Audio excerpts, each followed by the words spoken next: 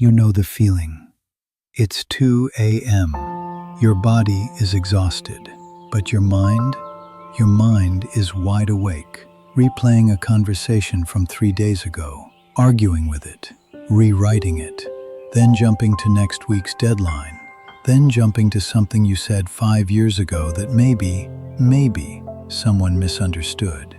And you lie there, staring at the ceiling, thinking, why can't I just stop? You've tried distraction. You've tried breathing exercises. You've told yourself, just don't think about it, which of course makes you think about it more. Here's what nobody tells you. The problem isn't that you think too much. The problem is that you believe every thought you have. And Buddhism figured this out 2,500 years ago. There's a story from the Buddhist tradition that I want to tell you. A young monk came to his master, visibly distressed. His robes were neat, his posture was correct, but his eyes were exhausted. "Master," he said, "I cannot meditate. My mind is like a wild horse. Every time I sit down, it runs, to the past, to the future, to imaginary arguments, to things that haven't even happened. I've been trying to control it for months, and I'm failing. What do I do?" The master was silent for a moment. Then he pointed toward the village below the monastery. "Do you see that horse?" he asked. In the village square, a wild horse had broken free from its owner. It was galloping through the market, knocking over baskets, scattering chickens. People were shouting. Men were chasing it with ropes. The more they chased, the faster it ran. The more they yelled, the wilder it became. "What would happen," the master said, "if instead of chasing it, you simply let it run?" The young monk watched. The horse kept going, through the village, past the fields, up the hillside. 10 minutes passed, then 20. Eventually, and this is the part the monk never forgot, the horse began to slow. Not because someone caught it, not because someone broke its will, but because it had exhausted its own energy. "Your mind," the master said, "is that horse." The young monk had been doing exactly what most of us do. He was chasing his thoughts, fighting them, trying to grab the rope and pull the horse to a stop. And the more he fought, the more exhausted he became. The Buddha had a name for this. He called it kapicitta, the monkey mind. You've probably heard the term, but most people misunderstand it. The monkey mind isn't a problem to be solved. It's not a defect. It's not evidence that you're bad at meditating, or weak, or broken. The monkey mind is simply what the mind does. Imagine you're sitting by a highway. Cars are passing, hundreds of them, different colors, different speeds. Some are shiny and new, others are old, rusted, loud. Now, would you run into the highway and try to stop every car? Of course not. That would be insane. You'd get killed. But that's exactly what we do with our thoughts. A thought appears. You should have said this instead. And instead of letting it pass, we jump into traffic. We chase it. We climb inside the car and let it drive us for the next 3 hours. Buddhism teaches something radical. You are not your thoughts. You are the awareness that watches them. Let me say that again because it's easy to hear and hard to really receive. You are the sky. Thoughts are just weather. Storms come, clouds gather, but the sky, the awareness behind everything, is never touched. The Pali word for this is citta nupassana, mindfulness of mind. Not control of mind, not domination of mind, just watching. And here's the paradox. When you stop trying to control your thoughts, you gain more control than you ever had while fighting them. Think about it. When was the last time you successfully forced yourself to stop thinking about something. You can't. It's like trying to flatten water with your hand. The more you push, the more it ripples. So the philosophy is beautiful. But what do you actually do at 2 a.m. when the monkey mind is running wild? Here are 3 things, and the first one is going to surprise you. 1. Stop trying to stop. The moment you say, "I need to stop thinking about this," you've just created a new thought about the thought. Now you're thinking about not thinking, which is still thinking. Instead, just let the horse run. Let me give you a practical example. Next time you catch yourself spiraling, replaying that embarrassing moment, worrying about that work thing, don't fight it. Instead, say this to yourself, out loud if you can. There is a thought about that conversation, not "I'm anxious about that conversation," because that makes the thought your identity. Just, there is a thought. That tiny shift from "I am thinking" to "there is a thought" is everything.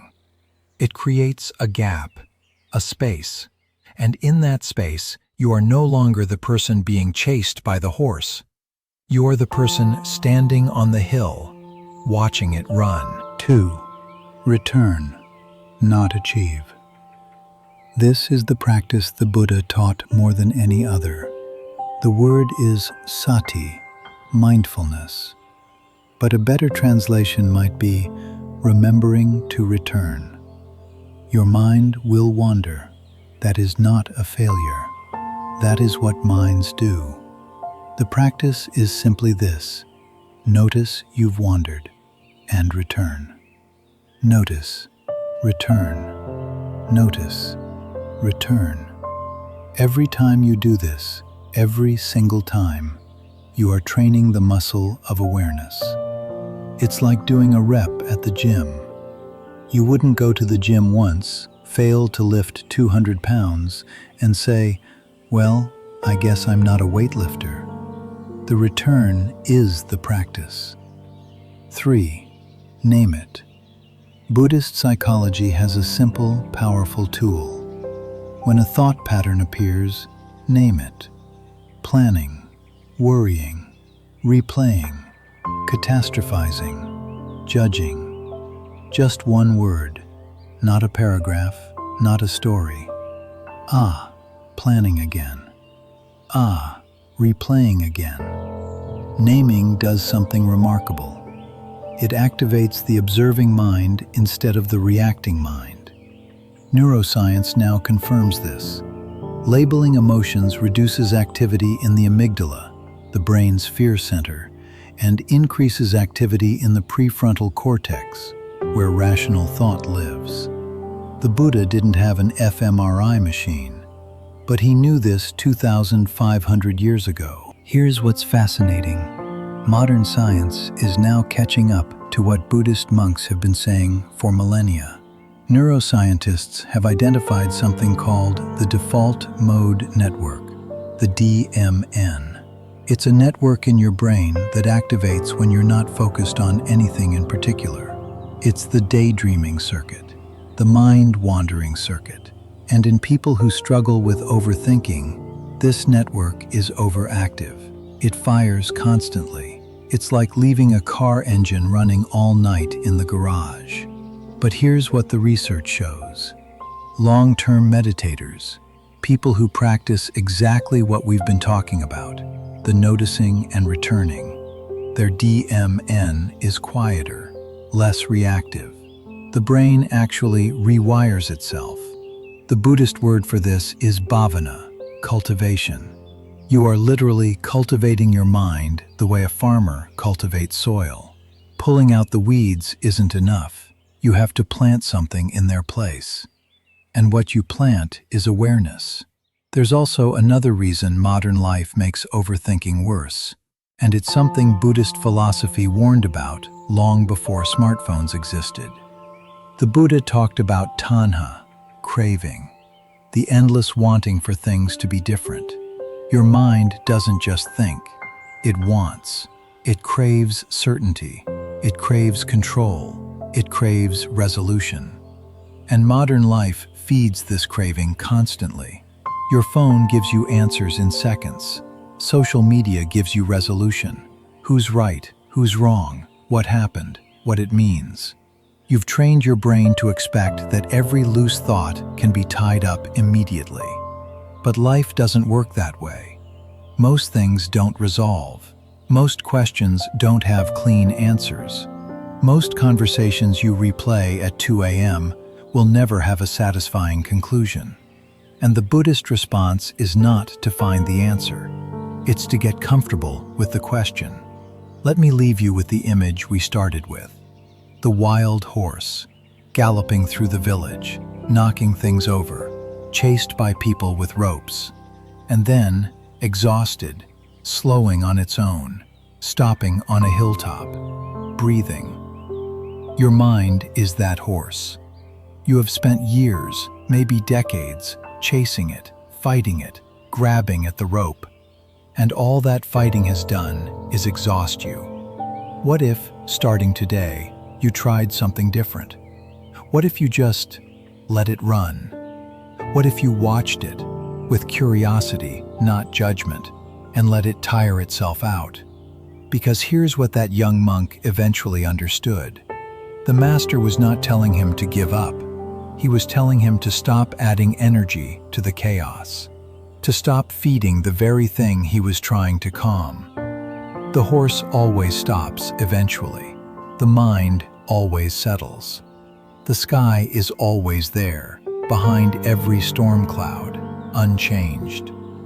You are not your thoughts. You are the one who watches them. And once you truly understand that, not intellectually, but deeply in your bones, the 2 a.m. spiral loses its power. The monkey mind becomes just weather, something passing through, not something that defines you. If this message found you at the right time, if you've been that person at 2 a.m., staring at the ceiling, exhausted but unable to turn off your mind, leave a comment below. Tell me, which of these struck you hardest? The wild horse? The sky and the clouds? The highway?